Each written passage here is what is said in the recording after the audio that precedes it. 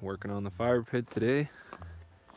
Finished bringing it up as much vertically as I am, and started filling all the way from here to here of mortar.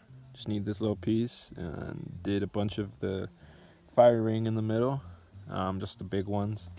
I don't want it to kind of leave it natural, but yeah, the fire ring looking good. You can now burn fires in it.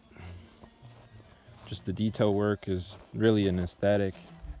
Then a lot of the potting and plants we did today over here. Most of these guys are new today.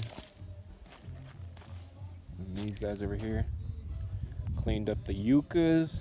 You can see all this stuff was on those yuccas. Same with this shit. Planted a bunch of fire sticks, large ones. And same over here, cacti, sages, stuff like that. We got another moringa over there. Put that one in today. And then just kept filling up some pots. Everything's coming along nice. Gonna head on out. Tired.